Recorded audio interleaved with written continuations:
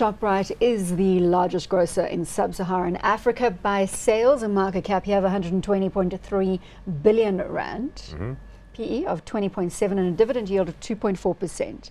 Share price graph, please. Thank you. There we go. Well, here's where it's interesting. So we bought them in 2016 during the course of the year because we heard this rumor that there was a deal afoot between them and Shoprite. When the deal fell through, we exited the position. But look, it's actually done well. And it's probably, of all of our local retailers, the one that's done the best in the last 6 months, where in 2017 you can see it's done nicely. But the emphasis on the fact that we did exit the position.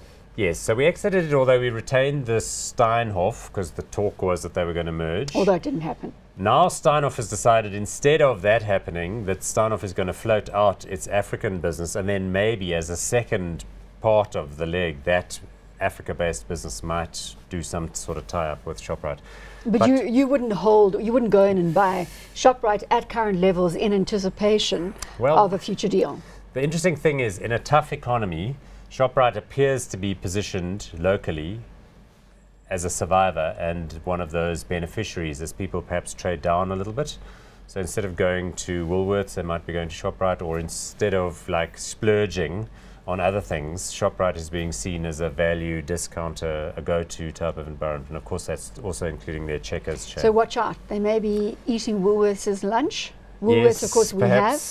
All right, we're going to see Woolworths is not doing great at all, although that brings in the Australian thing. But as far as Shoprite's concerned, new management, Whitey Basson has stepped back. And he isn't actually advising, or is he advising? Because you know you've got this new trend to become a strategic advisor. I think he is, although there's a bit of a kerfuffle going on about some of his termination benefits, where there's an option for the company, that is Shoprite, to buy back his shares and give him an enormous, exit goodbye. He would otherwise have to sell them in the market. The company buying them back for him creates potentially a bit of a leverage debt situation where the company has to If you were a shareholder, would this have any relevance to you? Would you want it to swing one way or the other? Where it did create a bit of a bad mood was that this wasn't all that visible to shareholders, that this deal between him and the company existed.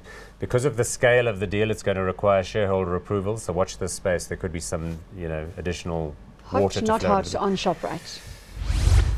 This is tough because, we've been talking in recent days about how the local economy just looks weak. Our economic outlook looks bad. Our economic management is not great.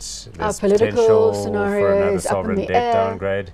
So I'm afraid I'm going to go not hot on this one at current levels.